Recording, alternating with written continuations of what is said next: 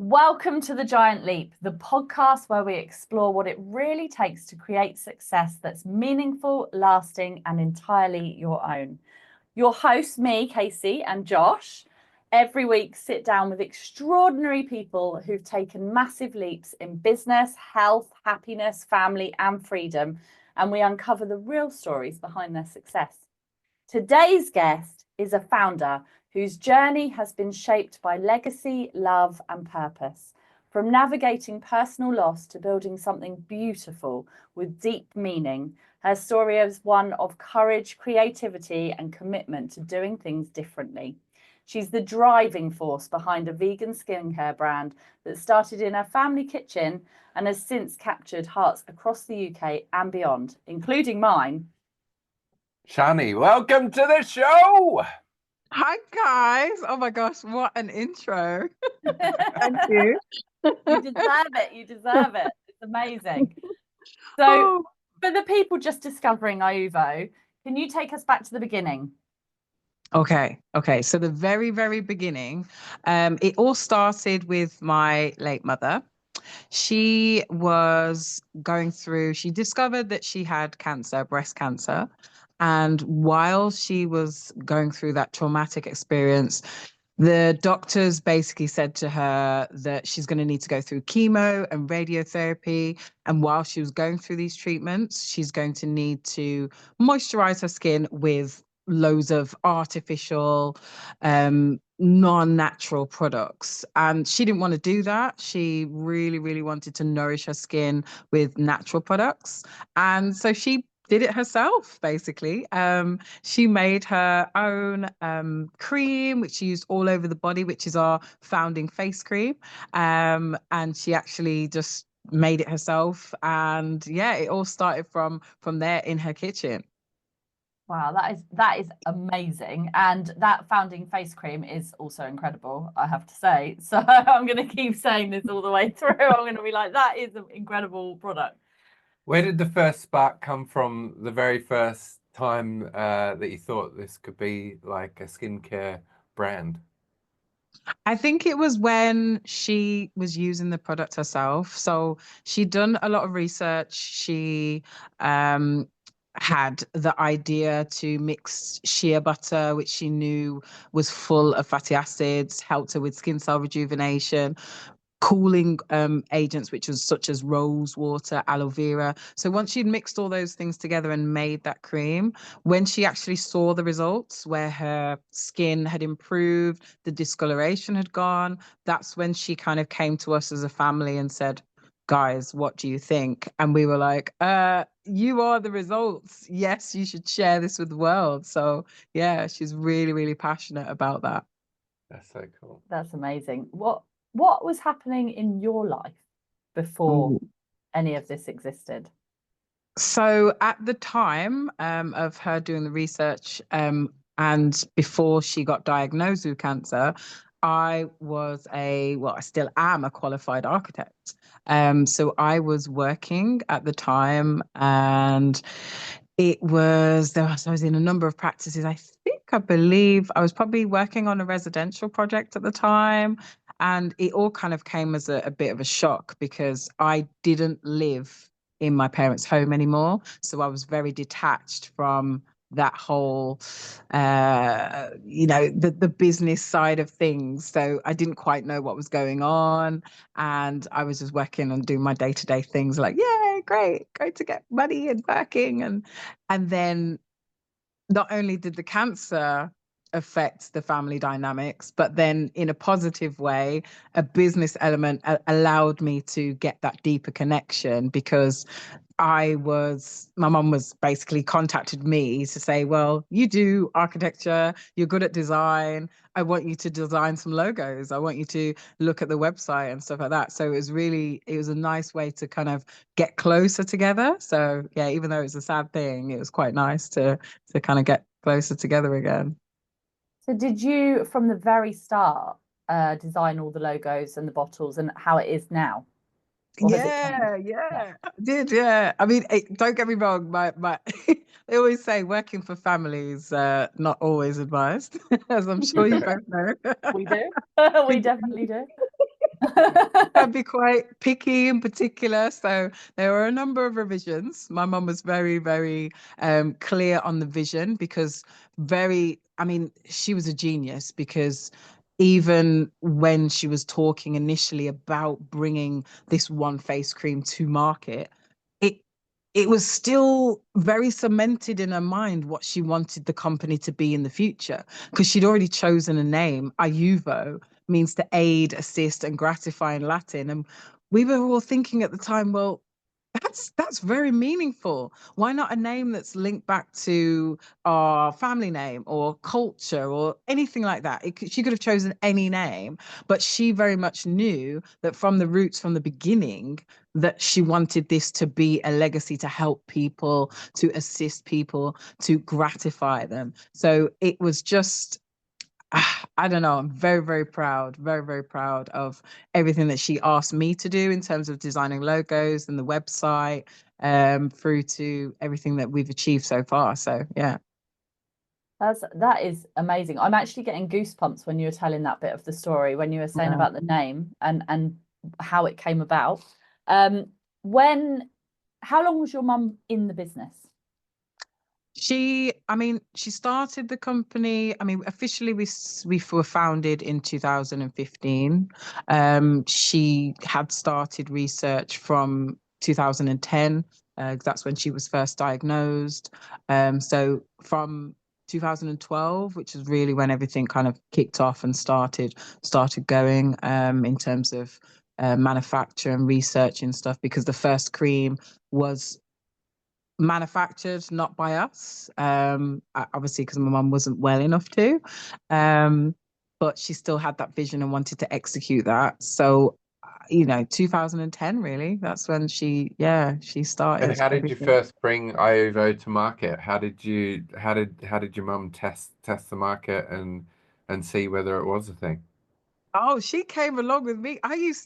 So back in the day, I used to have a clothing business. I used to make organic apparel. So all the events, like we used to go up to Liverpool and do St. George's Market, and there was loads of vegan festivals at the time, and it was all very early doors. But I used to sell my t-shirts, my bags. I used to do cushions and stuff, and it was all this kind of vinyl laser cut geometric designs, akin to my architectural skills. And we used to share a table. So she had this one cream on the table, kind of just like, oh yeah, I'm just here selling this, and very humble about it.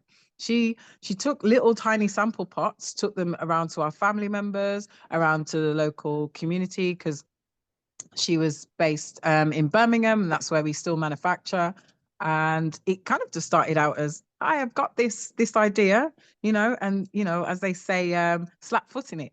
You get on the streets and knock on doors, and that's how it all started. And then she came to the events with me. We shared the tables, and then it got so popular that she'd have her own table, and then customers would ask about other products and can you develop this, when she started to get better. So yeah, it kind of grew from there, really. So cool. And your dad's part of the business. How did your dad end up being part of the business? Oh, dad is like the cementing force, because even the first initial conversations, it was my dad, my mom, me, and my two sisters, and we all kind of came together and was just like, yes, this needs to be a thing. Whenever I mention my mom, my dad is intertwined. They were such a unit. They just walked and moved in sync. So whatever my mum was doing, my dad was doing. He was either in front, behind. They were always supporting each other, because when it comes to a business, if you don't, some people can do it on their own, and I appreciate that. They're very, very fortunate. But most businesses I've found, there's a front person and there's someone always backing their case. And whenever that front person goes and drops a little bit, that other person comes up and cements the way, and they just grow together. So yeah, dad was very much in it from the start. Exactly. There is no way in the world that I would be able to run a business without Josh. No, That's absolutely not. And Yeah. and anyone that can run a business on their own hats off to them, because you have Yeah. to be a jack of all trades. Yeah. You're not going to be a master of any of them unless you And it's unless you lonely get, as well, yeah, unless it's you have someone to lonely. bounce it off. Yeah. Yeah, you Exactly. need It's somebody else lonely. to build you up, don't you? And to pull, and to also say, no, stop, don't do that. That's a really bad idea. Like, Yeah. no. Yeah. Okay, so you're trained in architecture. So Yeah. what made you step away from that path, even though I know you're slightly on it, but step away from that path and take the leap into IUVO full time? I don't want to sound corny, but I was just following the signs. When mum died in 2020, it was the middle of COVID. I was in a good place in architecture, and I thought that I was, everything was fine. But a month before, my mum, it was clear that my mum didn't have long left. So I asked for compassionate leave. And I'm really, really glad that I did, because on the 1st of June, I had compassionate leave. And then on the 1st of July that year, my mum died. So if I hadn't taken that step, even though she told me not to, because she also, as a wise woman, told me as soon as I go on compassionate leave, they're going to put me on furlough and I'm going to be the first one out the door. I would not have changed that. I would do it all again, because time is much more valuable than money or, career or anything like that. You need to put your mental health and time first and treasure those moments that you have with your family. So because of that, it forced me to get another job, because I got bills to pay. I had a mortgage. I know I've just suffered loss, but it was kind of like, I did get put on furlough. I did get made redundant 2 weeks after my mom died. I got the phone Wow. call. I know it was quite a heightened time for me. Everything kind of had happened in that moment. I just split up with my ex-partner in the December. Then we found out that mum, in the January the 2020, mum had developed cancer in her brain. And then, like I said, the furlough in June. She died in July. 2 weeks later, got made redundant. And then I got put into a position where I said, look, I need to get another job. So I went and worked for a company further up north, wasn't happy for 9 months, and then got pulled back down south to move to a different job in architecture again. Thought it was the perfect job. Absolutely amazing. I could walk to work. It was great. And it turns out that themselves as a company wasn't solid. And unfortunately, they got classified as the most insolvent business ever.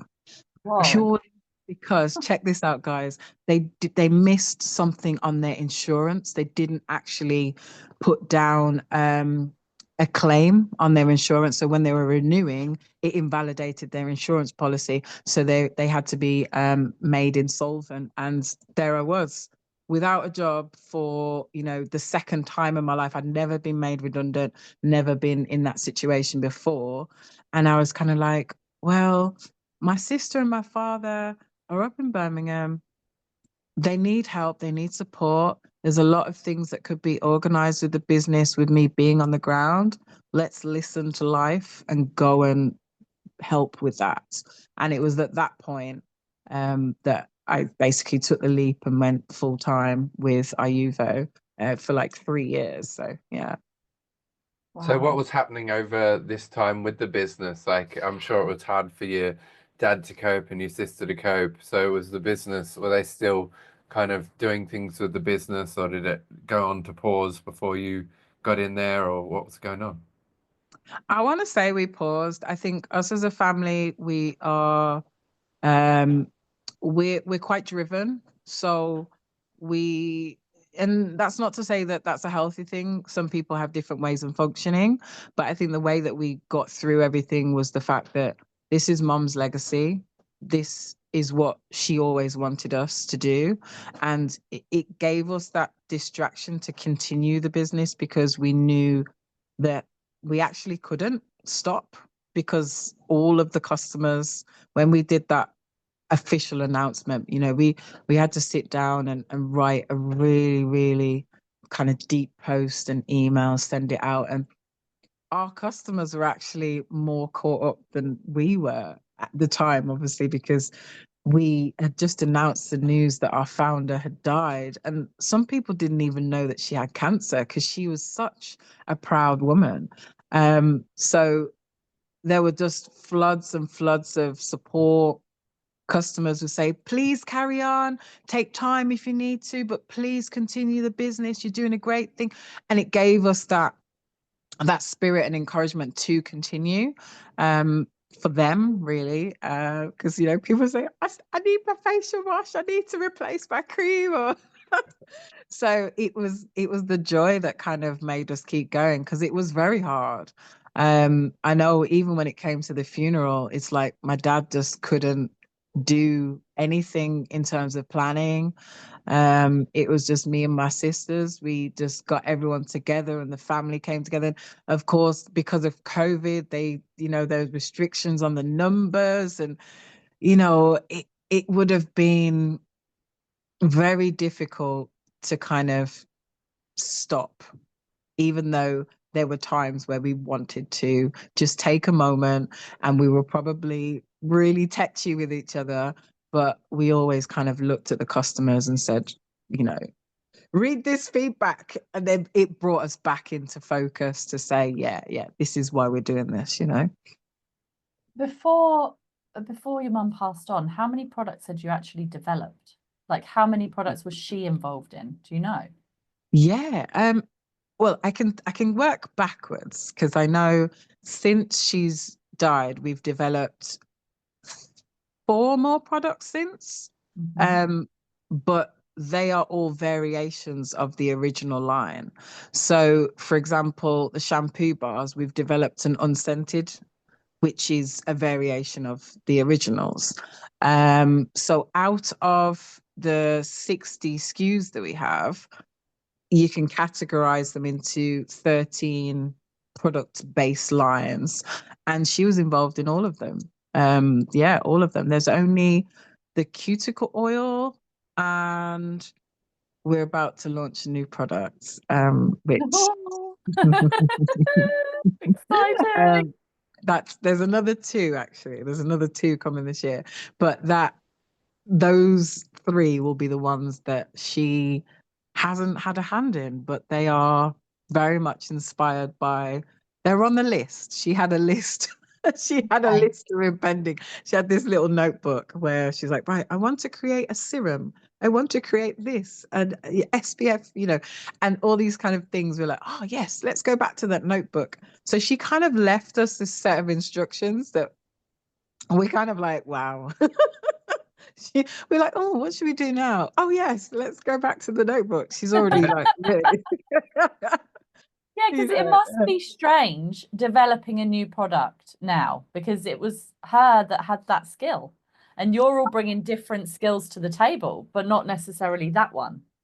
So Well, you've learned that yes, one. absolutely. I mean, I've done a lot of learning, but it was always, so my mum did the research, and it was my dad, because he used to be a chef. He was always mixing with the ingredients and the formulation and stuff like that. So between the 2 of them, my mum would always have her A version, and then my dad would come with the B version, and they kind of mix together and do a C. So in terms of formulation, we've always got that product knowledge through dad as well. So thankfully that got passed on. But what was a big kind of hit when mum died was the knowledge transfer of, oh, this is how to make this shampoo bar. And the notes were kind of just like, and you look back, you think, what does that mean? So it was more translating what was written down in scribble to the formula that they knew off by heart, to actually getting a formulaic, you know, written down. That was the hardest part. Systemizing. Products. Oh, sorry. Okay. So yeah, basically systemizing it. Yes. Going from something that's in your head and to actually creating a system for the product. Exactly. So, that exactly. So, I mean, that was probably the hardest thing. But in terms of like new products, I feel like the way that we always created a new product was through customers. So a customer would always say, "Oh, have you got this? Or do you do this?" And it's the same system. So when we get feedback, "Oh, have you got a, hair serum or something?" That's the way that we would create a new product line. So in terms of, the only thing that's missing is her testing it, really. That's I suppose the final, "Oh yeah, it gets mum's approval." That's probably the strangest thing. Yeah. I was wondering when you did decide to make the switch over to IUVO, were there any moments where you're like, oh my God, I think I've made the wrong choice? And how did you get through that and Oh, keep going? many a time. I mean, as you know, being a business owner, you're doing everything. You're, fulfilling orders, you're answering customer feedback. When something goes wrong, you're the one who gets, you have to explain everything if it relates to, a customer not receiving their order, anything to, "Oh, I forgot the gazebo for an outdoor event." There's all sorts of things that run through your heads on a day-to-day basis, hour by hour. So I think one of the hardest things was knowing that, for me, I would always like to go out and do the events pretty much on my own. That was probably the trickiest thing, because I like to work as a sole person, but then I realized I can't do things on my own. So very much how my mum and dad did the gigs together, I found that, "Oh yeah, I'll do it on my own. I'll drive to Edinburgh on my own." I just can't do that anymore. So I've learned that I can open up and bring people in, my partner, my sister, to trust that, we've got to do this together. Otherwise, you're potentially falling asleep on the side of the road and not performing to your best ability. Being family as well, there's always slight disagreements in process, and the way things happen sometimes. So we are very much open in terms of, "This isn't working. Like, here's the feedback from this last event. What can we do to change that?" But yeah, there's always ups and downs of different different scenarios when working with How family. how do you overcome that? Because you're working with your family, your partner, your sister, your dad, and you have differences of opinion. We do the same.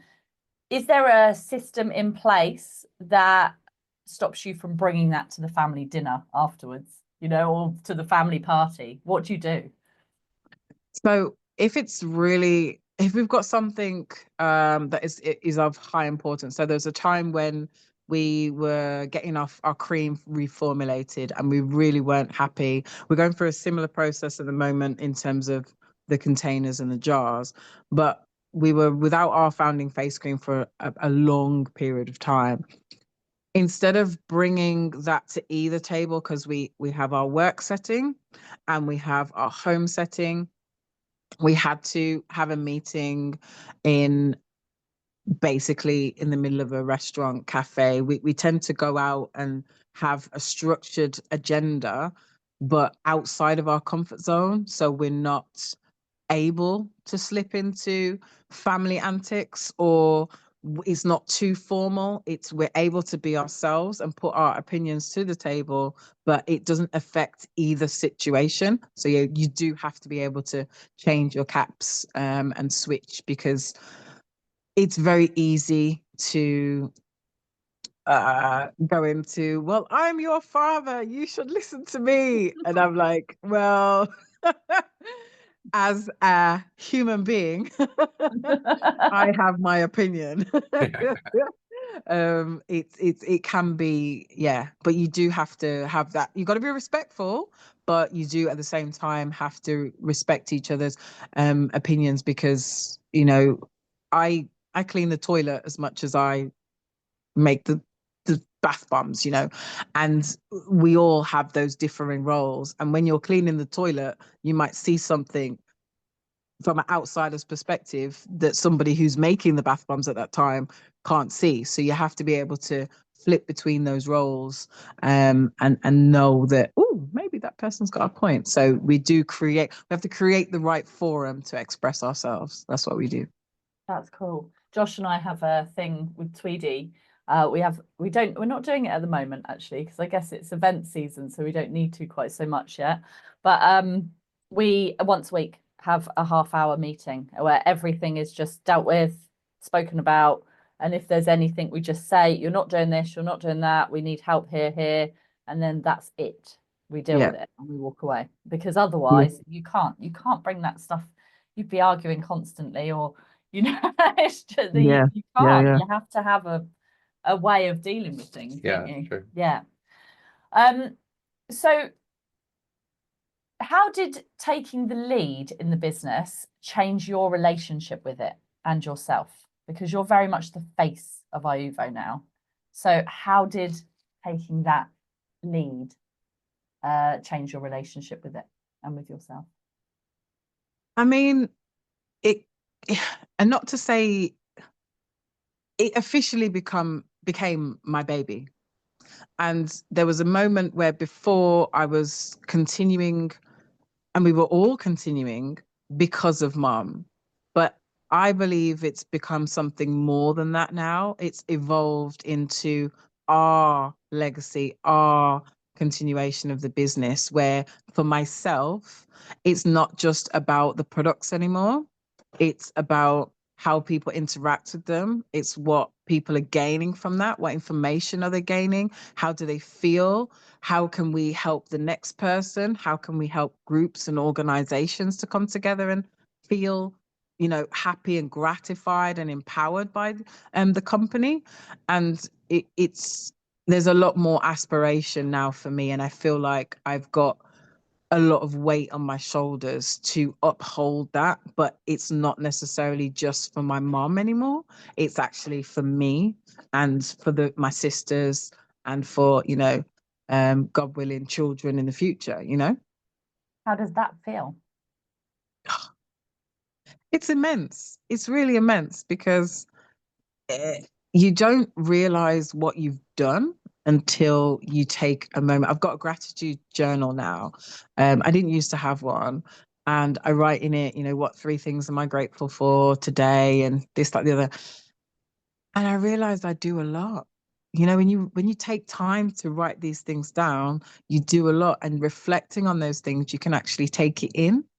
Whereas before, I just used to flutter around and get all these tasks completed and say, yeah, tick, tick, tick, tick, tick. But what did they actually mean? The fact that you can quantify that to a person or a feeling or someone's feelings, it's just, you can't, I can't put it into words. It's just Amazing. What's the feeling like being able to take someone basically from hell to paradise? Because I'm imagining that there'd be some feedback, some people that you get that they've tried all different kinds of products and it just makes like their skin worse, and then they get yours, and then that's the answer, the solution to their problem. And then, what's that like to hear? My sister is one of those people. She actually is. She's had I don't know, psoriasis or something on her leg forever. She used the body oil, the body and face oil, and it's gone. So yeah, how does that feel? There are a number of cases that have touched me. There are 2 that will always stick with me. Josie is a very young individual, and they came to us at Carfest, and they were very shy, very took their time. It's a big festival, and there's loads of people around, and they said, look, can I show you something? I just want to, and they showed me a picture of their flare up, and they had psoriasis, but also because they're on steroids, they had toxic shock syndrome. So whenever they had stopped steroids, the flare up was exacerbated. And I said, look, try this.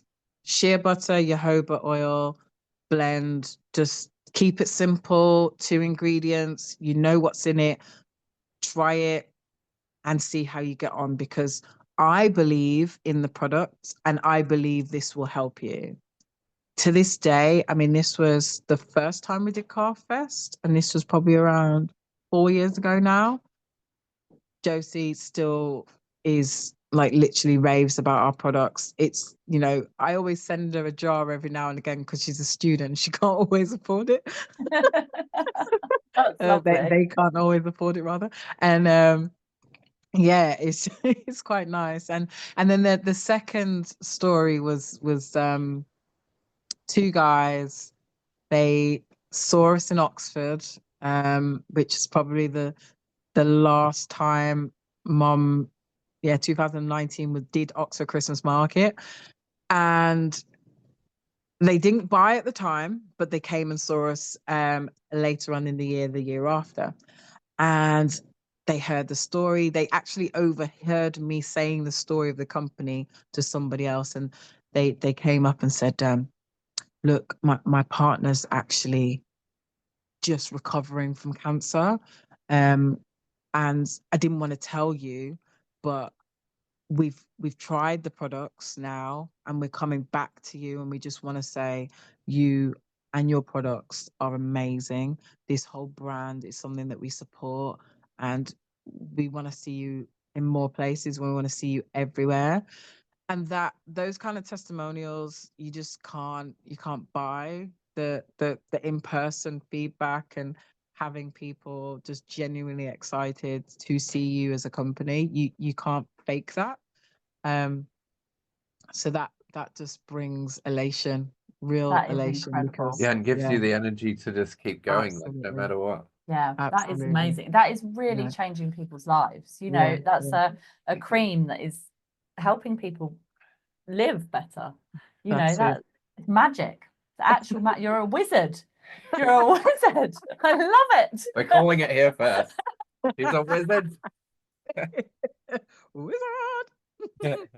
I want to know, because we do a similar thing, but obviously we have clothing and you have skincare. So I know how difficult it is. But you are at multiple events every weekend. You have to deal with stock, crew, packing vans. Like, tell us, give other people an insight into what that is like. Oh my gosh. Okay. Well, it starts on a Monday. Well, actually, it starts on a Sunday night, where the weekend before the week of said gigs, every Sunday I will write a little summary of what my week is going to be. So I will work part-time Monday, Tuesday, Wednesday typically, and I'll write that. I'll say I'll travel to Birmingham Wednesday night. Thursday I'll be sorting out the unit and sorting out gig boxes. Friday, this, that, the other, meetings, and then we'll have a schedule of who's doing what gig. So in that summary, say for example, this weekend we're doing Canterbury, Bournemouth, Southend-on-Sea, and another event that escapes me on the Saturday. But we'll have those summary of events, and we'll break that down, who's doing what, who's doing this. Everybody gets sent their summary, most likely on a Tuesday, of where they're going to be, what time they have to set up. And then that gets reconfirmed on a Friday. And then we have a set gig list where everybody gets like the same of everything. So it's like, oh, everybody gets 10 oils, and it's done by day. So if you've got a day market, 10 oils, 10 of relax, 10 creams, 20, 30 mil, so everybody goes through their stock list and then ticks it all off. and then that gets signed at the bottom.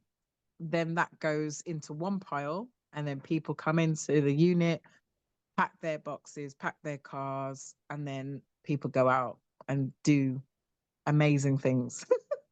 Wow. That sounds more and pro than us, I babe. know, it does, doesn't it? It's organized.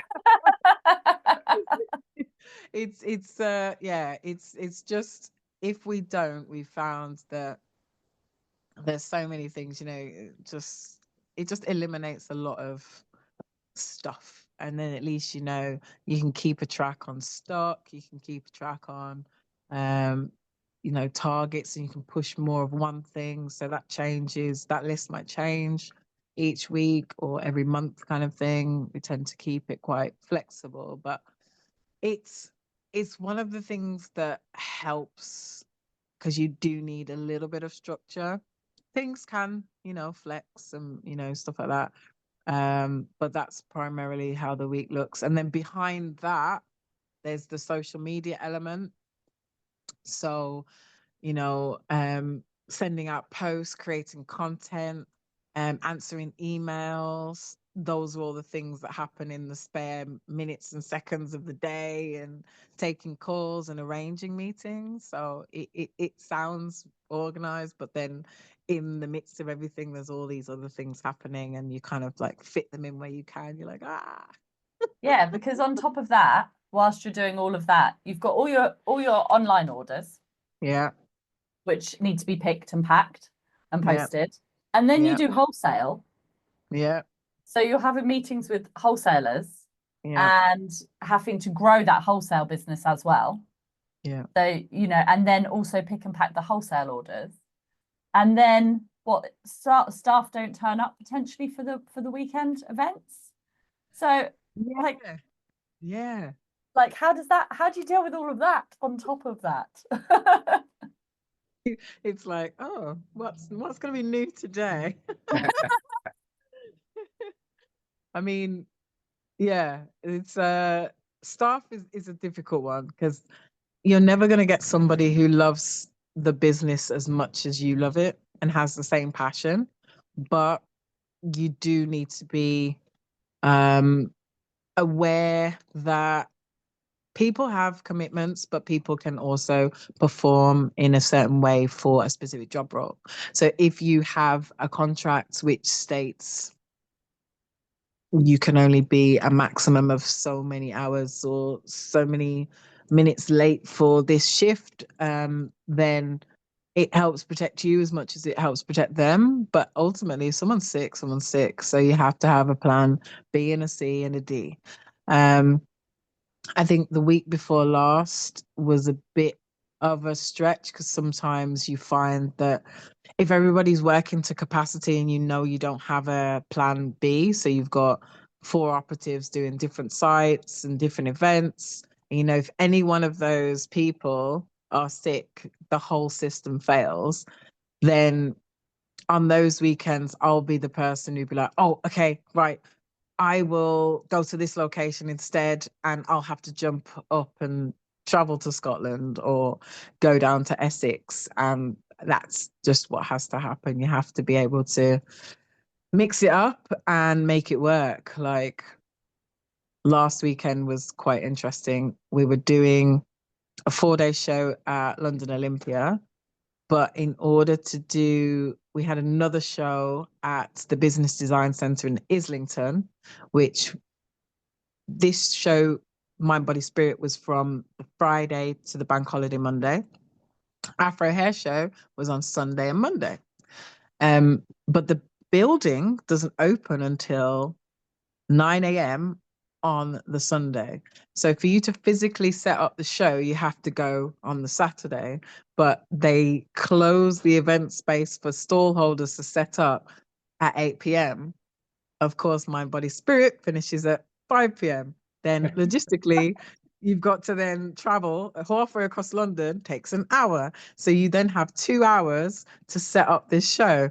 And we have now perfected setup time for a shell scheme to 1 hour and 15 minutes. I know So, we're the same with our products. So when we had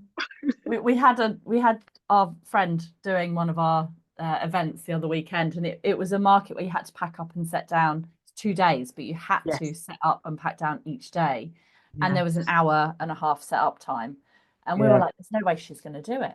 So Mhm. instead of us actually going to Edinburgh, which is what we were originally going to do, we had to actually stay and just show her how to set up and pack down in an Yeah, hour and a half, because we yeah, can do that whole massive 6 meter stall with time to spare. with time We to were like, spare oh, what are we gonna do in now? an hour and a Go get a half. coffee. Yeah, we could probably do chill it in out about for an a hour and 15 minutes. yes, And yes, but it's taken 12 years Yeah. to be able to do yeah, it. So absolutely. it's not. Absolutely. It's time and experience. You think, one time one year we turned up to the event with an hour to set up. So it's like you can push the boundaries and Yeah. do certain things, But Now we know not to talk to each other in that Yeah, process. we She don't does talk her to thing, yeah. I do my thing. oh And yes, get on. definitely. Yeah, It's we don't actually talk to each other No. at all in the morning. Get on Just with get it. it done. What's the coolest thing you have ever done with IUVO? coolest. Yeah, Well, I say the coolest experience. yeah, I don't know yeah. if I was cool at the time. I was very much uncool. But I suppose looking back and the video that I did afterwards was like, oh my gosh. It was it, it was at the Black Business Show last year when Steven Bartlett, right? Okay. Let me set the scene. So the show starts at 9. It's a very long show. It was 9 till 6, and then you think, okay, it's a busy day, it's full, loads of people coming talking to you. We had just launched our cuticle oil at the time, so we also had our nail technician there as well, and it was a very busy day. It was great. You had like men having manis, women having manis. It was great. I was like, yes, this is perfect. At the end, we're all packing down, and I'm thinking, me, Jasmine, and Rohan were there. We were all packing down, and you kind of feel something, feel a presence, someone coming towards you. And I looked up, and I'm like, oh, hello. It's Stephen Bartlett, like No way. Stephen Bartlett coming up No to our table. way. And it wasn't just him, it was his whole film crew, because they're all documenting his life and whatever and stuff. And I was just like, what is going on? And then he could tell that I was just like, yeah.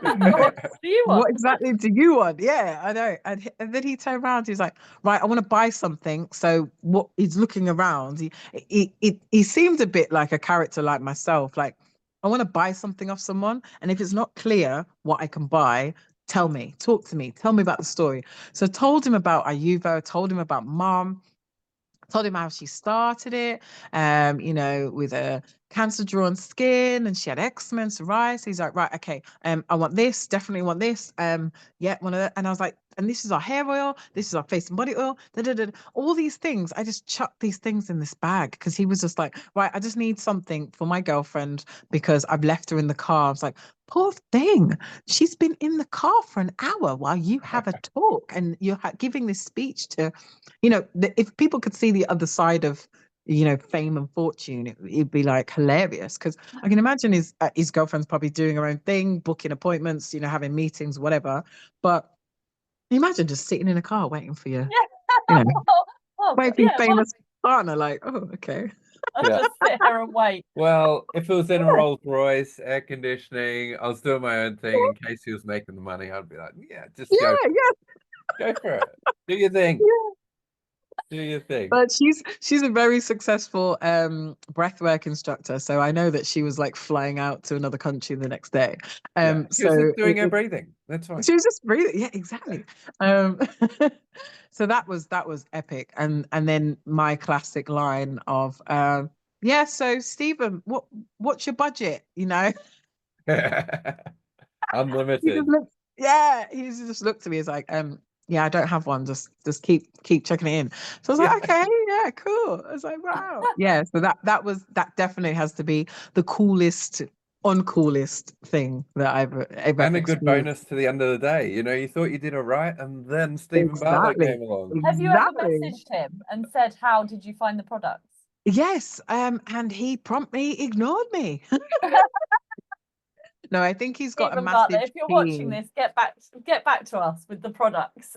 Please, I'd love to have that feedback because it's invaluable, it really is. And I know that it definitely would have been up his partner's street because she's very much of the wellness world. And I did also message her to see if she, but then I was like, oh, should I go to message her? Should I not? Did I? And I went to message her and I thought, no, because I don't know whether he'd given her the gift yet. Imagine. Yeah. So yeah. Well, if either of them are Either. listening, they want to mention IUVO on their platforms, Instagram, whatever. It's fine. Yeah, let's do it. I was going to ask, what's Yes. the pros and cons of being in charge of your own time? Oh, pros are get to you get to do loads of stuff that you kind of feel that you can do. So you know that, okay, I can take my lunch whenever I want to. Oh, okay, if you want to be a bit more flexible and go to the gym and do things. But really, ultimately, the cons are none of that exists because when you actually work as a business owner, you're, you're like, oh yeah, actually, if I go to the gym at this time, I'm gonna miss doing my social media posts, or oh, I've got to answer an email to a customer, and that kind of time gets eaten up. So it's not as luxurious as most people think. I think if you're an executive role and the business is running itself and you've got a team and it's a massive setup where you've got, all your employees are in tune, they know exactly what to do, then that's different. You can wake up and do your exercise and read your book and whatever and glance at things because you know that it's been handled. But ultimately the cons are you are in everything, every single thing you are involved in. So I think the cons are knowing that and being realistic that you have no time. Yeah, it's so true. We both laughed our heads off then because so many people come to me and say, I want to start a business because I want more time. And I always say, that is not what is going to happen. You are Nope. going to start a business, so you will have Especially more. in the start of a business. Yeah, you will Yes. have more autonomy over your time, but you will Mhm. have less time. Yeah, So definitely. 100% less time. You will be working not 7 hours a day. You will be working 23 and a half hours a day and sleeping for half an hour. But if you find things that you really enjoy within that business, then it's like, oh my God, I did this and this. What can I call that a work day? Yeah, Is that's that true. really a work Yeah. day? Yeah. Yes, it always is. Research and development. Yeah. So tell us, is all skincare vegan? What's the go with vegan skincare? Like, why do you Oh, label yourself as vegan skincare? All skincare is vegan, right? No. Surely. no. It's I mean, I appreciate there are a lot more companies doing this, but I have a little niggle with the whole vegan friendly, and we are vegan but not the official vegan logo. I think a lot more people and customers specifically need to know that there is no such thing as vegan friendly.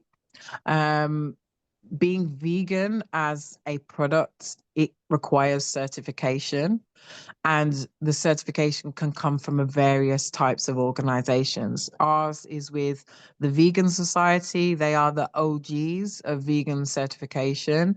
I think prior to them, it was the Vegan Society, Vegetarian Society rather, because they were quite ahead of the game. But the Vegan Society ensures that the products and the derivatives of the products, that means the way that the products are extracted, housed, made, transported, everything around and associated to that product means that there is no additives, and they all are plant-based. So if you're looking at an essential oil, you can have a heat processed extraction, or you can have a cold pressed extraction, distillation.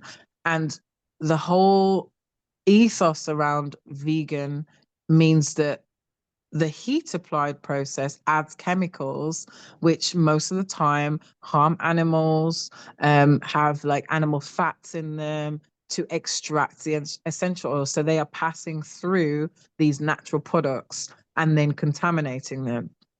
The distillation process, the cold press, ensures that there is none of that happening. So when it comes to being vegan certified, you know that there is no unnatural additives being pushed or passed through that product when it gets to you. So it's so much more than what a lot of people know on the surface. Oh, that's just to do with animals. It's not just animals. It's the byproducts and how those products come to you. You know, it's So very even if I put important. some skin cream on, and then my dog, I don't have a dog, fictional dog, rubbed its nose up against me and stuff, like, it's all going to be sweet. Whereas maybe Absolutely. something else that like has alcohol in it and stuff like that, like that's pretty harmful, right? Exactly. And there are natural plant-based alcohols that occur in plants and stuff like that. That there are things that you can have that are vegan, but it's more, yeah, the chemicals that are in regular cosmetics, I wouldn't be able to eat them.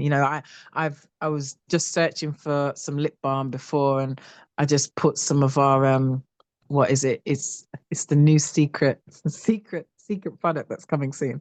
And I put some of that on the lips, and it's not meant for the lips, but you can put it anywhere because you know that if I eat it, it's not a problem because it's natural. It's not an issue.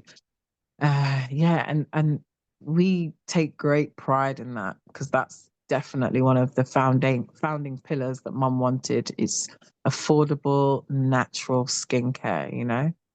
And That's amazing. it feels good that something's going out there and you know that it can't go wrong. Like I'm sure with other skincare, like it can go on or someone can swallow it and then it can really affect people. You're like, oh yeah, anybody can have it. They can do what they want with it because Yeah.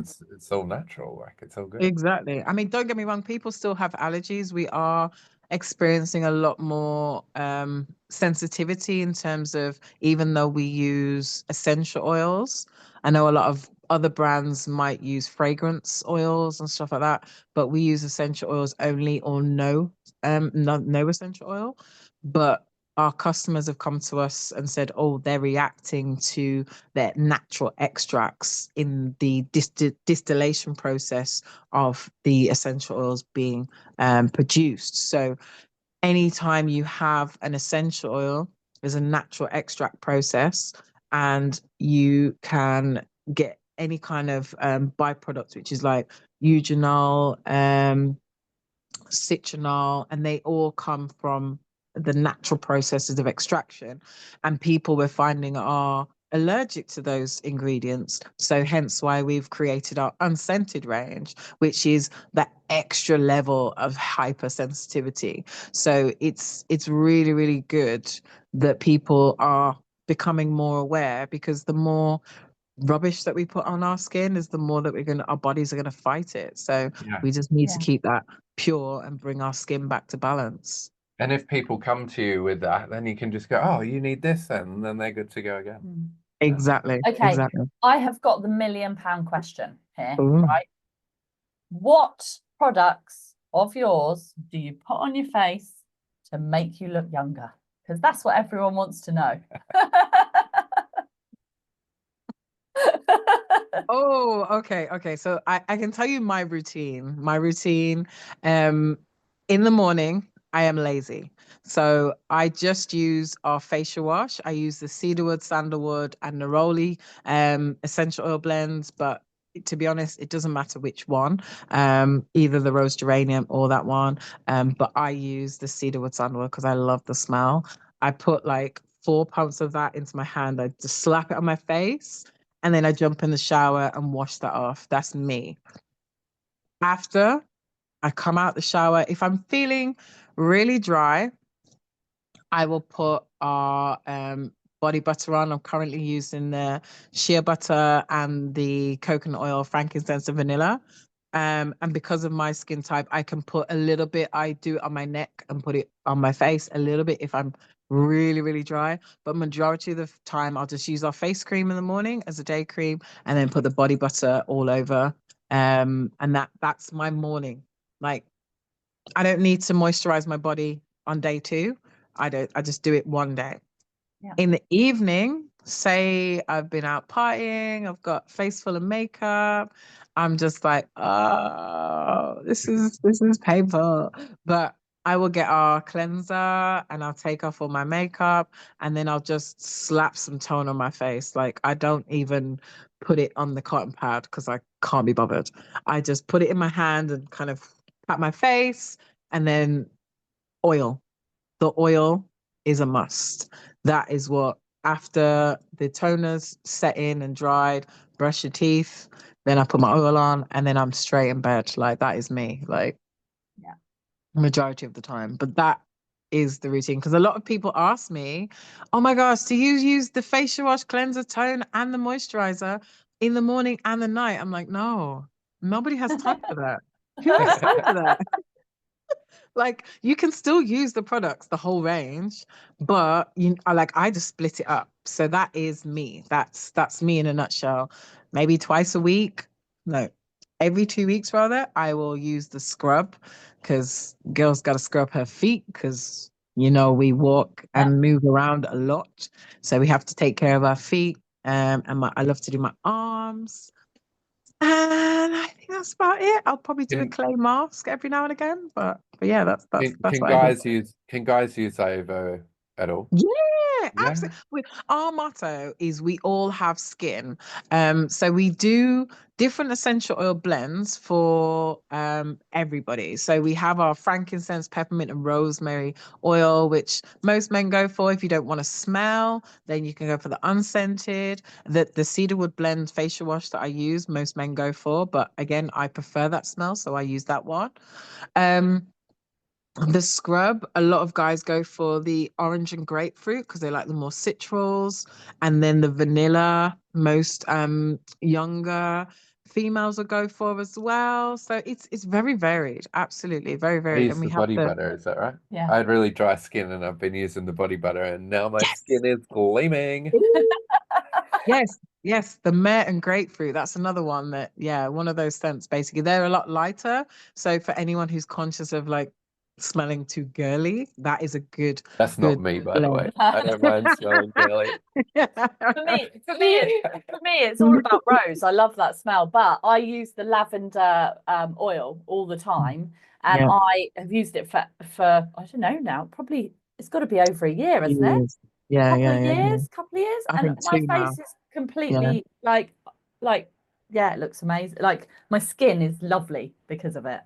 So I love it. I love the oil. And I also use the toner sometimes as well. And you are right, it's like putting a refresher on your face. Yes. I'd probably use it similar to you if I've been out or been at a festival or an event and it's late and I've just Yeah, because English people don't really shower, so they can just put the creams on and it's What did fine. you say? I said English people don't really shower, so I mean, just whack a bit of cream on, you're good to go. I mean, once a week. You guys once a week? No, this is because Josh is Australian. So Josh, like, now we are delving into our own personal stuff here. But Josh, because he's Australian, he has 3 or 4 showers a day. No, 2 showers. No, maybe 3. No, 3 showers. 3 showers a day. So he Hence thinks the dry skin. he thinks that showering once a day is unusual. I see. Because I was like, Josh, I'm English. I definitely shower more than once a week. Exactly. But yes, he does shower a ridiculous. I guess because it's hot in Australia, so he's used to just jumping in the shower. Let's talk about when someone holds an IUVO product in their hand. Yes. What do you hope they feel? Gratified. I definitely hope they feel like they've invested in something for their future. I see a lot of people nowadays are going to specifically vegan events, and they are stacking up on food. They are stacking up on perishable items, but products that are actually going to last more than the day or two that the food's going to last are costing them less and making better efforts and better impacts to their lives. So I hope that people can use that in the future and actually realize that this 24 pounds bottle of oil that is 100 ml that's going to last you around 6 months is a better investment than buying 4 donuts for like 15 quid, and there is going to be a change around the whole sugar craze and summer and all this kind of, junk food that we can get and consume on a regular. But I hope that when people hold our products, they feel that they've invested in themselves. That's amazing. And what's your vision for the future of IUVO? Vision is that more people get to see our products, more people get to see our story. We get to help more people with any skin issues that they may have, and that we're stocked in shelves, that we are, accessible, more accessible, that our online orders are thriving even more, that we're just booming and like ticking all the boxes, because all the boxes need to be ticked. I love that. Do you reckon you could be UK's #1 vegan skincare brand? Yeah, why not? Why not? Why not? Why not? Like literally, the only thing that's stopping us is accessibility and reach. So if we can get our story out there, then more people can see our products. And yeah, why not? Why not? Yeah. Partner with Steven Bartlett, like, come on. Hey. So, as a tradition with this podcast, the very last question that we always ask is, Chani, are you successful? Oh, yes, I am, but not in the definition that a lot of people would define success as. Go on then, My now you heart have is, to give us your definition. yeah. So my definition of success is my heart is full, and in that fullness, I get to share with other people. And that is what success means to me. Success means that I have knowledge that I want to share with other people. So when my heart is full, I'm happy and I'm successful in myself. That's beautiful. I love Yeah, that. giving value to the world is the way to be successful, I think. So Yeah, 100%. you're smashing it. So where can people find you so that we can put it in the show notes? Yeah, I want to follow you. How do I follow you? Yeah. It's frozen. It's frozen. Skincare. Oh, you froze. So just start again. We'll just ask that question again. So whereabouts can people follow you? Or find you? So we're online, IUVO Skincare, all one word, and that's on Instagram, TikTok. What's the other one? Facebook, and our website is www.iuvoskincare.com. So yeah, all the socials, IUVO Skincare. And then if people want to actually buy your products in person, where would they find a list of events? When you go onto our website, we have an events page on the website. You can click on that and see all of the events that we're going to be attending between now and the end of the year. Amazing. And do you also have wholesale stockists on there or not? We do. You can find our wholesale stockists there. Sometimes it may need a bit of updating right now, but yes. And if someone has a shop or anything like that and wants to wholesale IUVO, they can just email you through the website. Absolutely. info@iuvoskincare.co.uk. And yeah, that's just send us an email. The email's also on the website as well. send us a message, chat, anything, holla. We would Yeah. love to work with you. Amazing. Awesome. That sounds great. Well, Thanks. thank you so much for being on the show. It's been a pleasure. And yeah, thank you so much. You're awesome. Thank you, guys. Thanks for Thank having you. me, having us. Thank you. Bye.